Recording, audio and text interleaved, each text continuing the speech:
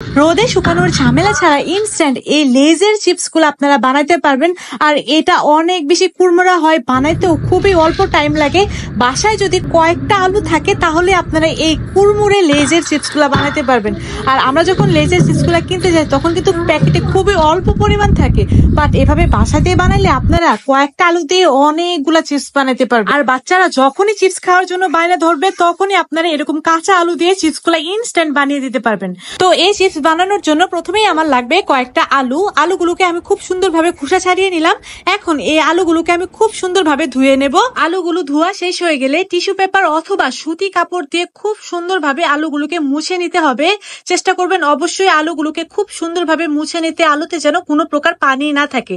আমি টিস্যু পেপারের সাহায্যে সবগুলো আলু খুব ভালোভাবে মুছে নিয়েছি। আপনাদের বাসায় যদি টিস্যু পেপার না থাকে তাহলে সুতি কাপড় দিয়ে মুছে নিলেও চলবে। পরিষ্কার একটা সুতি কাপড় নিয়ে খুব ভালোভাবে মুছে নেবেন। এখন এই আলুগুলোকে এরকম ভাবে আমি স্লাইস করে কেটে নিচ্ছি। আপনাদের বাসায় যদি চিপস কাটার থাকে তাহলে কিন্তু ইজিলি এটা চিপস করতে পারবেন, বাট আমার বাসায় আনফরচুনেটলি কোনো প্রকার চিপস কাটার নাই, তাই আমি এরকম ভাবে স্লাইস করে নিচ্ছি। আর এটা দিয়ে স্লাইস করলে না অনেক পাতলা হয়, আর যাদের বাসায় বটি আছে তারা কিন্তু বটি দিয়েও এরকম ভাবে পাতলা করে স্লাইস করে নিতে পারবেন। আচ্ছা, যাই হোক, আমার কিন্তু প্রত্যেকটা আলু এরকম স্লাইস করা শেষ অলমোস্ট। এখন আমি একটা টিস্যু পেপার বিছিয়ে দিয়েছি। টিস্যু পেপারের উপরে সেই আলুর স্লাইস গুলাকে রেখে আরো একটা টিস্যু পেপার দিয়ে এই স্লাইস গুলোকে খুব ভালোভাবে মুছে নিলাম। আলুর ভিতর থেকে যে স্টার্চটা বের হয়েছে মূলত সেটাকেই আমি মুছে নিলাম। এখন কড়াইয়ে পর্যাপ্ত পরিমাণ তেল দিয়ে দিয়েছি। যখন একদম পর্যাপ্ত পরিমাণ গরম হয়ে যাবে তার ভিতরে দিয়ে দিতে হবে এই আলুর স্লাইস গুলা। দেখতে পাচ্ছেন আলুর স্লাইস গুলা দেওয়ার সাথে সাথে কিন্তু চিপসের মতো অনেকটাই ফুলতে শুরু করেছে। আর এটা ইনস্ট্যান্ট হয়ে যায়।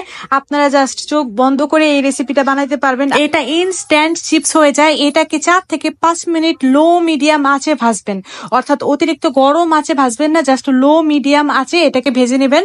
দেখতে পাচ্ছেন এরকম ব্রাউন কালার হয়ে আসলে, যখন দেখবেন যে একটু ক্রিস্পি হয়ে আসছে তখনই এটাকে নামিয়ে নেবেন। আর এটা খেতেও কিন্তু অনেক বেশি মজা। আপনারা হয়তোবা লেজের চিপস গুলা খাইছেন, দেখছেন যে কত মজা, এটা অনেক বেশি মজা। যারা চিপসে হালকা লবণ পছন্দ করেন তারা এরকম ভাবে লবণ একটু পানিতে গুলিয়ে নিয়ে একদম লাস্ট মোমেন্টে এই চিপসের উপরে দিয়ে দিবেন জাস্ট, তারপর হালকা 1 মিনিটের মতো ভেজে তারপর নামিয়ে নেবেন। এই তো তৈরি হয়ে গেল আমার ইনস্ট্যান্ট লেজের চিপস। এটা অনেক বেশি ক্রিস্পি ছিল। আপনারা হয়তোবা আওয়াজটা শুনেই বুঝতে পারতেছেন যে এটা ইনস্ট্যান্ট কত সুন্দরভাবে হয়ে গিয়েছে। এখন বাইরে থেকে অস্বাস্থ্যকর চিপস বাচ্চাদের আর কিনে দিতে হবে না, বাসায় একদম ফ্রেশ তেলে এরকম চিপস ভেজে নেবেন। আর এটাকে সবার শেষে আমি একটু ম্যাজিক মশলা দিয়ে খাইছিলাম। ম্যাজিক মশলা দিয়ে খেলে না এটা আরো দুর্দান্ত লাগে। তিথিস কিচেনের রেসিপিগুলো ভালো লাগলে অবশ্যই রেসিপিটা শেয়ার দিয়ে আপনাদের টাইম লাইনে রেখে দেবেন, যেন পরবর্তীতে দেখে বানাইতে পারেন। রেসিপি যদি শেয়ার না দেন তাহলে কিন্তু রেসিপি হারিয়ে যাবে। আজ তাহলে এই পর্যন্তই। আল্লাহ হাফেজ।